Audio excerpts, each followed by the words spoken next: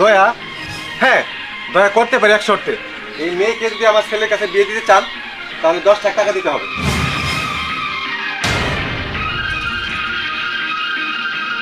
আল্লাহ আল্লাহ, আমার মেয়ের কি অপরাধ আছিল আল্লাহ, তুমি ওরে কেন কালো বানাইছিল আল্লাহ। মানুষের অবহেলা সহ্য না করতে পারে আমার ভাই আজকে গলায় ধরে দিছে।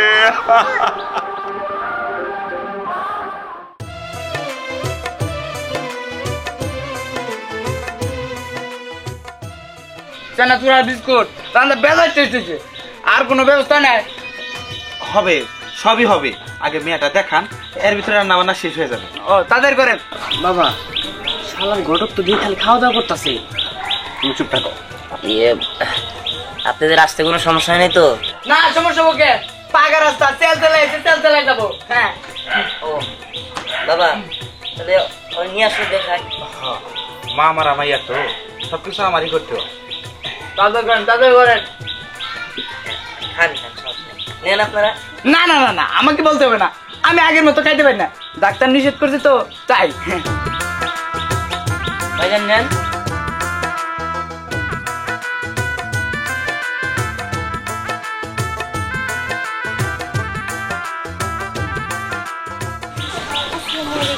ওয়ালাইকুম আসসালাম। হ্যাঁ বলো, একবার বেজার খেলা শুনবে বুঝছেন, রেডিওর মতো টনটনে কথা কব। হ্যাঁ কিছু শিখাই দেন। আমার মা আমার আমাইয়া কিছু জিজ্ঞাসা করা থাকলে জিজ্ঞাসা করতে পারি। আচ্ছা ঠিক আছে। মা তোমার নামটা কি? রাইনা। বাহ বাহ বাহ বাহ, বেজার টেস্টি একটা নাম বুঝছেন, চমৎকার একটা নাম। হ্যাঁ সবাই বেশি কথা হইতাছে। তুমি চুপ থাকো। মামুনি তোমার ঘুমটাটা একটু খুলো। সমস্যা নাই, আপনারা নিজেরা খুলেই দেখেন, আপনাকে তো মিয়া আপনাকে দেওয়ার জন্য টানছি। অন্ধকারের কিছু নাই।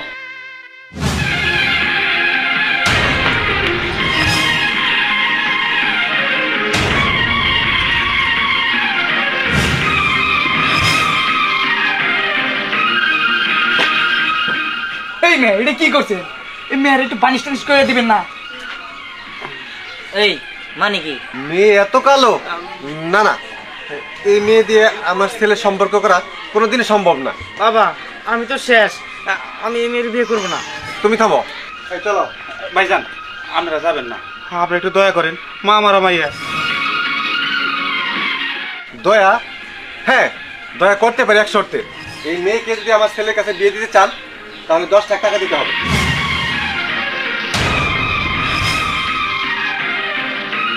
এই ঘটক সাহেব, আপনি ওনাদের বলেন নাই যে আমার বোন কালো? আমি তো আপনার আগে বলে দিছি, আপনি সবকিছু বলেই নেবেন। আরে দুরু মিয়া, কালো হয়েছে তাতে গিয়েছে।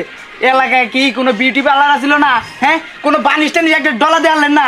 বাবা তুমি অনেক ঘরে যাও, আমি দেখতেছি কি ব্যাপার, কি করলেন আপনি? আরে ভাই বলছি যে বানিশ করতে পারলেন না। আরে ভাই ওন তো এই যুগে পানিশ ছাড়া মালি বিক্রি করা যায় না।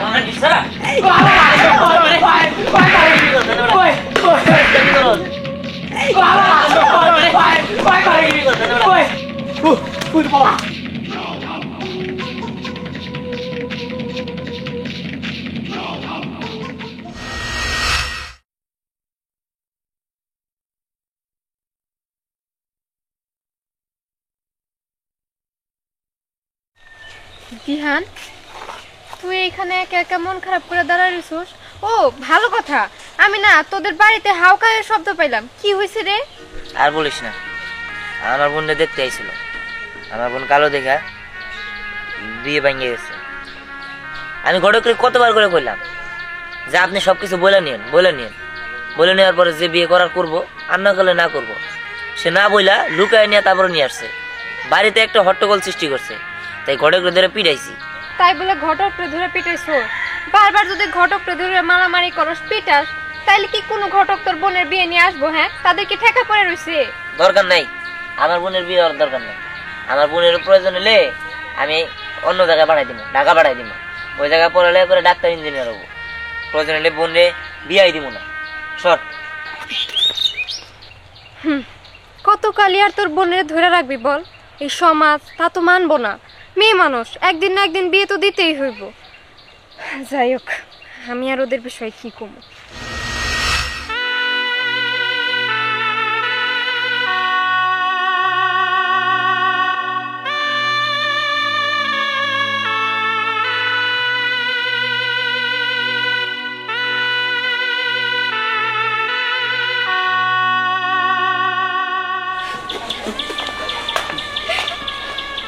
কি ব্যাপার বোন,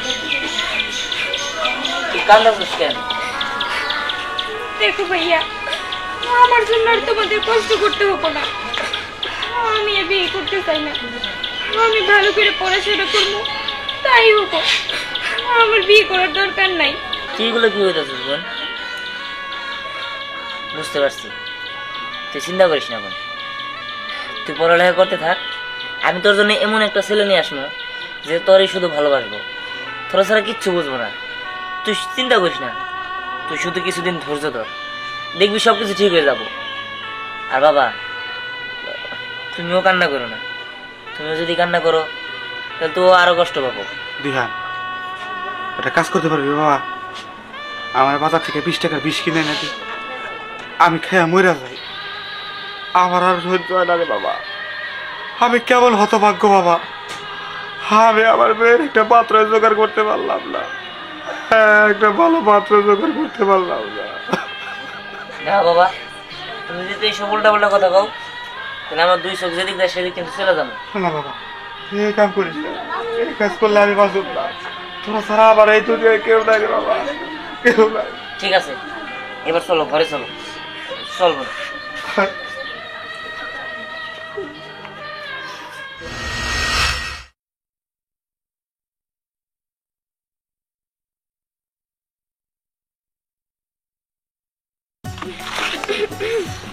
আরে তোরা কই যাইতেছস? যাইতেছিলাম তোগো বাড়িতে, তোর সাথে দেখা হইলো, ভালোই হইলো। সাসারে বলিস, আমারে গত শুক্রবারে দেখতে আইছিল। প্রথম দেখাতেই তো পাত্রপক্ষ আমার অনেক পছন্দ করছে। আমার সামনে শুক্রবার বিয়ে, সাসারে বলিস যাইতে। আর তোর একটা কথা কই, তুই আবার আমার বিয়েতে যাস না, নাহলে তোর ওই কালো কুসকুসা চেহারা দেখা আমার বরের বাড়ির লোকজন আবার ভয় পাইতে পারে, পরে আমার বিয়েটাও ভেঙে যাবো। এই হীরা, এভাবে কথা বলতেছিস কেন? দেখ, চেহারা তো আল্লাহর দাম, আল্লাহ ওরে এইভাবে তৈরি করছে, তাই বলে তুই ওরে কথা শোনাবি? কথা শোনাবি কেন? তোর কি গায়ে ফুটে? শোন, আমি যদি ওর জায়গায় থাকতাম না, তাহলে কবে গলায় দড়ি দিয়ে মরে যেতাম। হীরা, থাম তো, অনেক কথা বলছো। দেখ, এত রূপের অহংকার করিস না। শোন, একটা কথা মনে রাখিস, অহংকার কিন্তু পতনের মূল।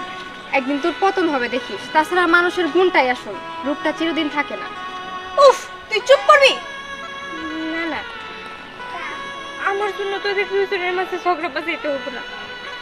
হীরা তো ঠিক কথাই বলছে, আমি তো ওর মতো সুন্দর না, আমি তো দেখতে অনেক কুৎসিত।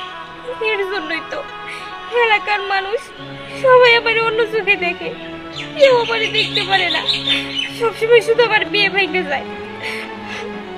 তবে হীরা, তুই কোনো চিন্তা করিস না, তোর বিয়েতে আমি যাবো না। তোর বিয়েতে আমি না গেলে যদি তুই খুশি থাকোস তাহলে আমিও খুশি। আইলাম না, এখানে আর কথা বলে লাভ নাই। চল, আমরা যেদিকে যাইতেছিলাম চলে যাই। এই চল তো।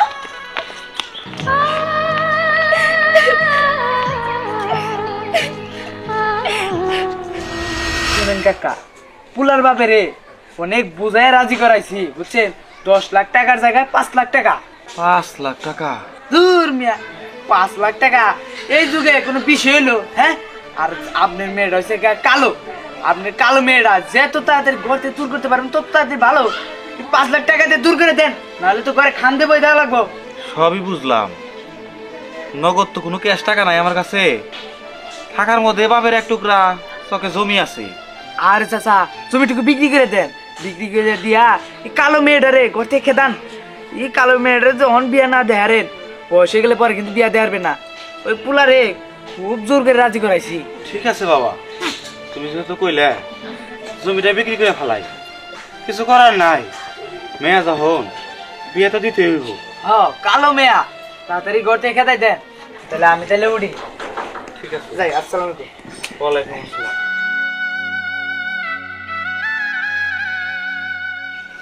জমি আমি থাকলে জমি করবার পারবো, মেয়েটার একটা ভালো সম্বন্ধ হয়েছে। পেঁয়াজ দিতে পারবো না পারি, তাহলে আর বাপ হয়তো বেঁচে থাকার কি দরকার?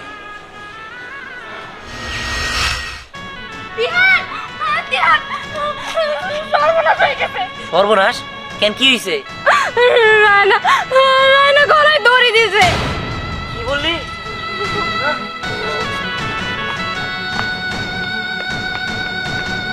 রায়না রায়না